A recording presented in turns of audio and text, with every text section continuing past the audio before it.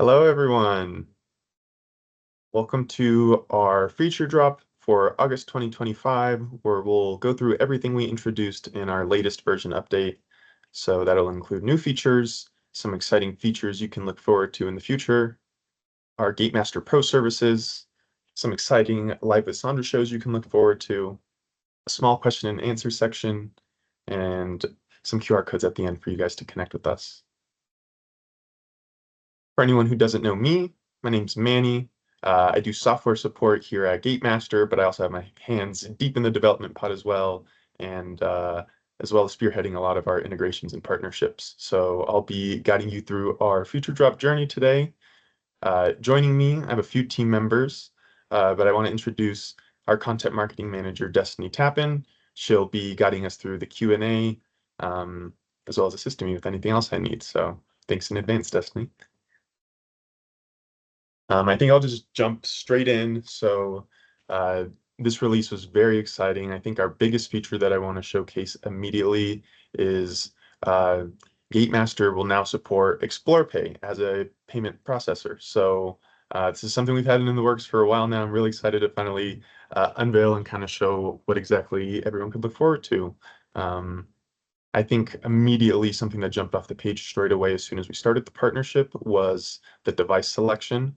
So with Explore Pay, given the Cloud EMV integration we've made, there's a bevy of different devices to select from. Me personally, I was working with the A920 Pro, the PAX A920 Pro. It's a pretty sleek wireless credit card device, which I personally had no experience with. So it was definitely a new experience to be able to, walk around with this credit card processing device and still have the exact same reliability I'm used to from a wired one. So along with that, they have a pretty extensive line of Deja Vu products that I think between the two can definitely meet the needs of most any merchant out there. So this was definitely exciting since I know a lot of the times we could feel pretty limited. So anytime we can have just as many options as possible is always a win. Another highlight that immediately caught my eyes with Explore Pay was their merchant portal. Again, just a very crucial feature for any payment processing provider. You really need to understand all your payments, when and where exactly they happened, how much it was, when they were batched, and you have complete control of that through your Explore Pay merchant portal.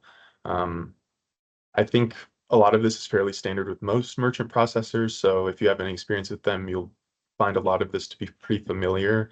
But one feature I definitely wanted to highlight within the merchant portal specifically was their dispute manager, since nowadays we're definitely seeing chargebacks and fraud rates rise. So really when we're disputing fraud, and this is something ExplorePay made me aware to, there's a few really key successful steps to represent our dispute, and ExplorePay kind of streamlines that. So we'll want to address these disputes with really specific and clear reasoning that lays out everything in a very clear narrative so that there's no holes that can be poked in our timeline that we present when we dispute the chargeback with the banking institution.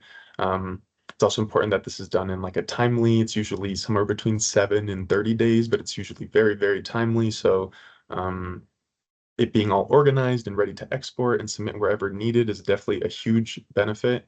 And yeah, lastly, them organizing the chargebacks with the disputes really helps you get that overall view of how many of these chargebacks are expected, for let's just say goods that weren't delivered, whereas how many of these are fraudulent and do we need to dispute? And you really get that top-down view all within the merchant portal, which I saw was pretty exciting. So overall, I'd say ExplorePay has been a pleasure to work with between their their devices, their awesome merchant portal, and especially this dispute manager.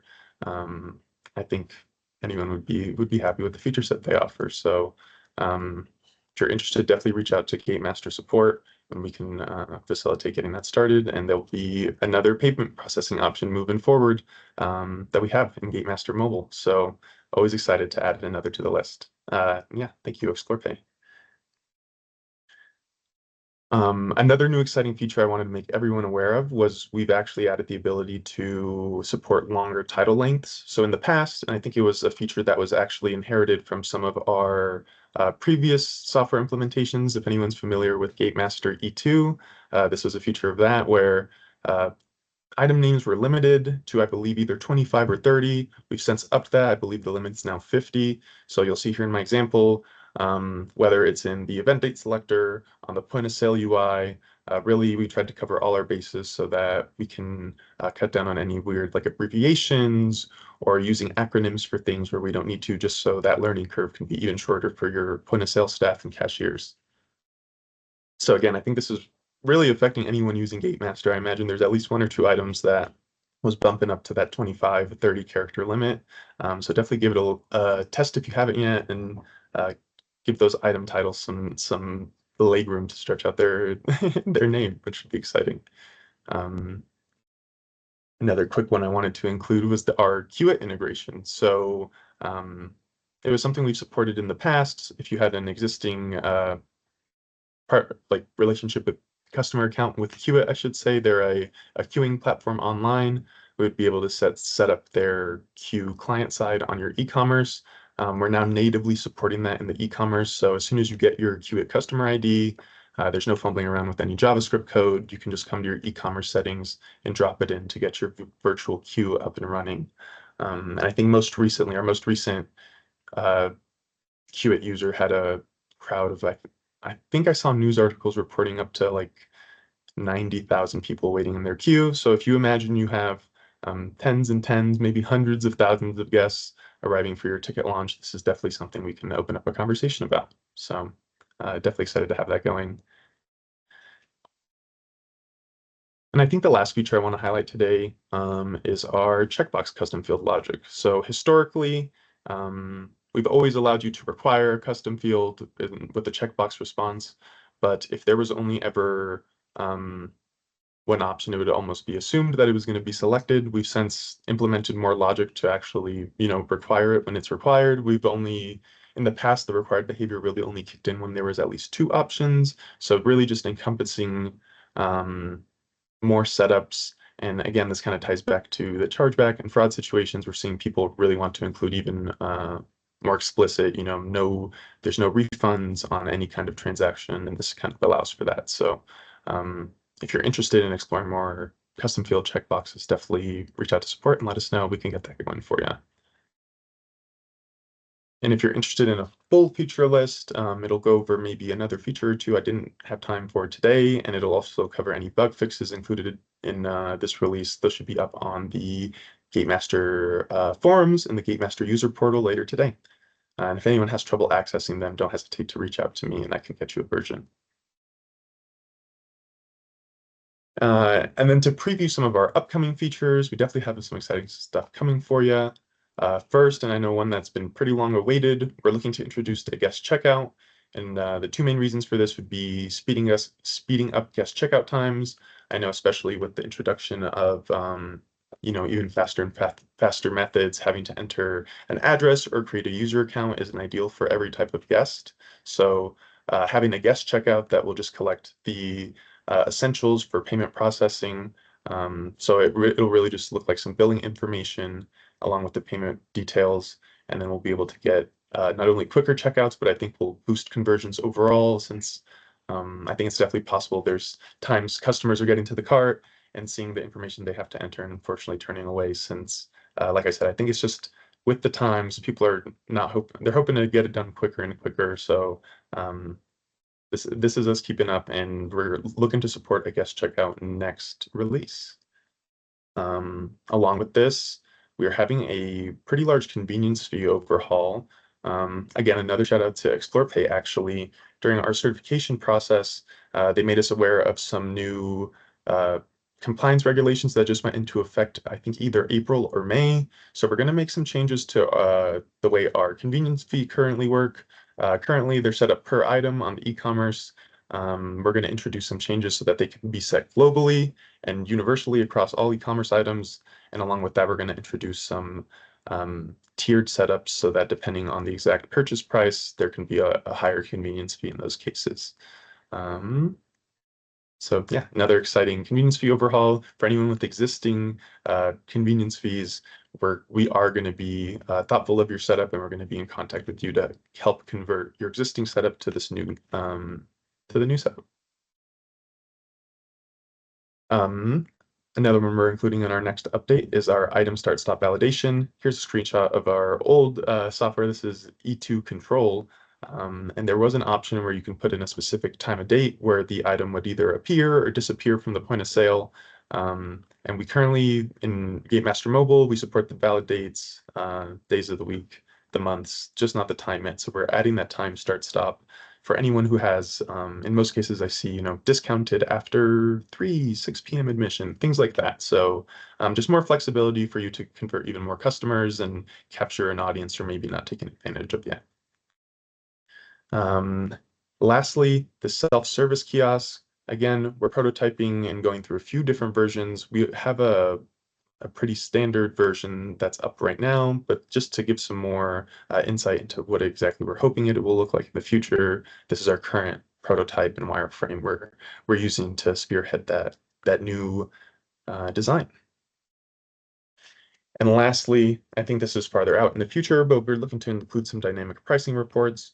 With the addition of our dynamic ticket pricing some updates ago, we're definitely wanting to give any users some more insight into what would be the best price points to set and maybe those important breakpoints we're hoping to catch. In terms of that next release date, tentatively we're saying late September, so either that second to last or that very last week of September between the 22nd or the 29th, I'd expect this release to come out. Moving from there, definitely want to mention our pro services. So any Gatemaster customers, you're always entitled to reach out about any pro services, whether that's adding a new seat type, setting up some mobile stores, or maybe even approaching us with a custom development. If you have a development idea that really you think would, elevate your operations and um, take not only you and your team, but our system to the next level, it's definitely a conversation we're open to having. So definitely just shoot us a ticket, send us a call, whatever that looks like, and we can start the requirement collection process, and I can share more about how that looks. Another pro service I want to mention is adding the software seats. Here you'll see a additional display. So this is a customer facing display that we can set up. And this actually helps reduce refunds since the customer can verify what they're purchasing. So along with this, we have kitchen screens that can communicate food orders to kitchen staff, access nodes that can validate tickets, and like I'd mentioned, those self-serve kiosks that are going to be overhauled here soon. So if any of those things sound like they interest you, definitely reach out to your Gatemaster support agent or your Gatemaster sales agent, and we'll do our best to help you out. Before I hop into live with Sandra, no Gatemaster on the go this time. I think I actually just missed them. Sandra and Leona were just at Epic Universe, the IAPA meetup event. There's nothing on the books quite yet. I think jumping the gun, if anyone's going to be at WWA, there's a chance we'll be making an appearance there, but nothing set in stone quite yet to announce. Just a Manny secret between you and me. Okay, jumping into the live with Sandra, the next one we have to look forward to is this. I think that's on. Gosh, forgive me, I forget if the 3rd is a Tuesday or Wednesday, but on September 3rd, Stephanie Tassone will be joining us, and she's the owner and creative director of Stephanie Tassone Creative. It'll definitely be an exciting story about how you can empower and use design to empower not only your operations, but your team and everyone around you. So it's kind of regardless of whatever industry you're in, I think design's a part that's often overlooked or maybe rushed at the end, but it could definitely add a lot to the experience for your customers. If you're interested in being a guest on Live with Sandra, scan this QR code and definitely fill out the form. And additionally, maybe if you know someone, send them the link. We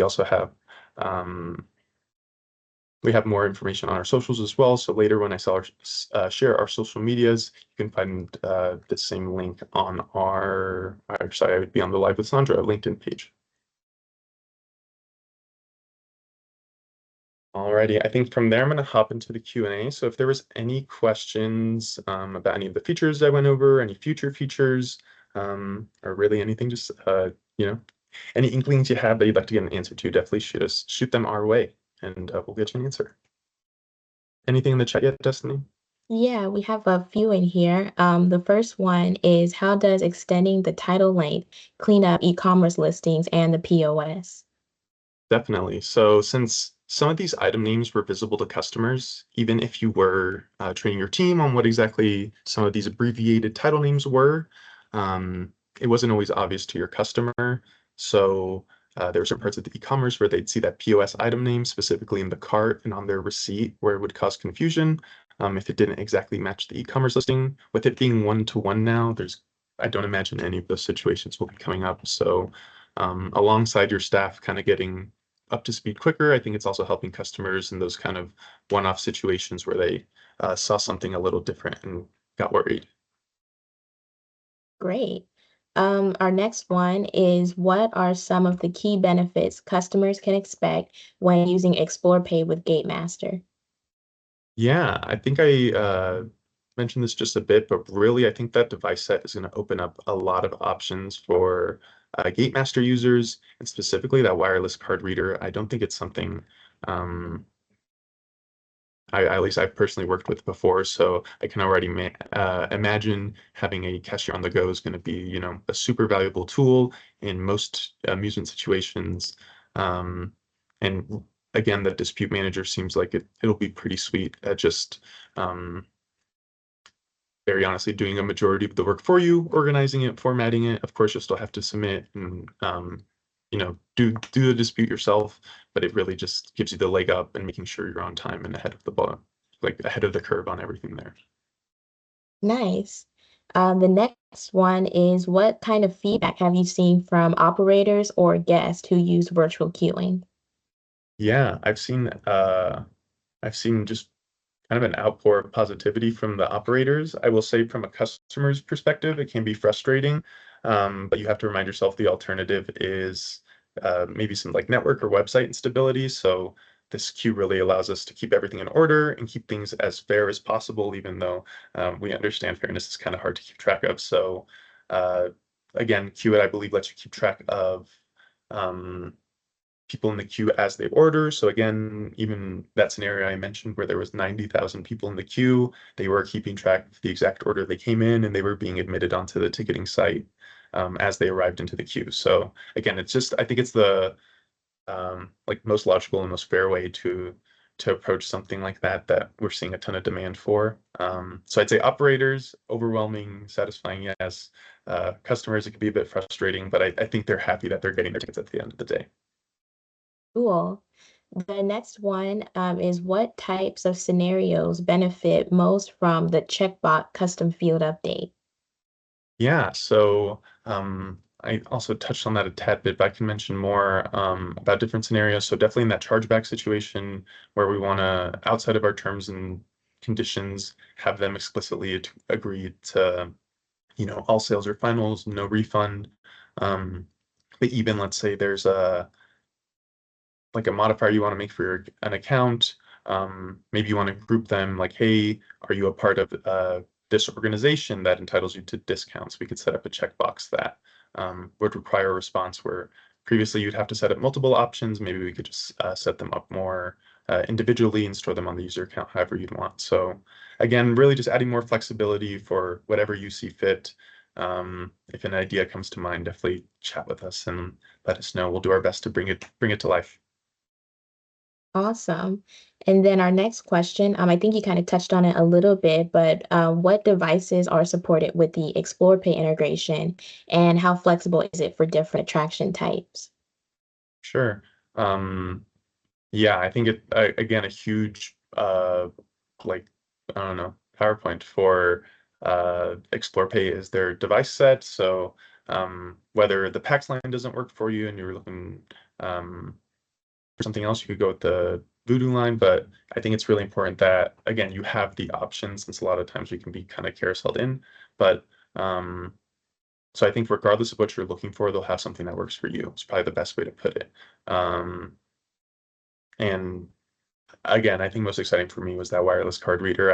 I got I kind of nerded out when I had it, and I like went through all the options, and I've worked with the 835 and some of the other PAX devices before, so even those are pretty snazzy. A lot of the new card readers, the way I describe them to people, if you haven't had a chance to use them, they're essentially Android phones with like Mac strip readers and a place to insert the cards. So they're all fairly high tech, um, and I definitely think there's going to be one to meet most any need. Awesome. And then our last question is how does the product order changes help staff better manage their register screens? Yeah, that was a change we'll see on the future notes. So we made it so on a specific register, when you're deciding the product order, in the past it would be every single item that was valid on that register. So even if there wasn't a button displayed, you would still have to decide an order for the valid item, so that if you did ever display a button, it had a place. But we've updated that. So now currently, if you're ever organizing your registers, it's just your buttons. So we had a lot of customers running into the case where they were almost overwhelmed because they always had a lot more valid items than actual buttons on the screen, and it was a hassle almost to organize. So with this update, it makes it just your visible buttons, and it's pretty straightforward of where everything's going. So kind of just streamlining that organization operation and making sure it's just everything's more clear about why things are where they are. Nice. And I think those were all of our questions in the chat. Thanks, Manny. Yeah, thank you for your help, Destiny. Alrighty, so to wrap us up today, I think I'll just run through our how to keep in touch with us at Gatemaster. So whether that be our LinkedIn, our YouTube, any of our blogs we post. I know Tiffany has been awesome with I think they're bi-weekly blogs that are pretty I don't want to say ambiguous to industry, but they definitely can apply to places outside of attractions. So definitely check those out. Um, and this is the last QR code here for specifically our Gatemaster Technology social medias. So if you're interested, again, I know I shared that QR code earlier about being a guest on Live with Sandra. You should be able to find the Live with Sandra LinkedIn page from here, and fill out that form if you weren't able to grab it before. Of course, if there was anything in this presentation you were hoping to chat about or see again, feel free to shoot us a question. But I think with that, that's all I have for you today. So thank you all for your time today.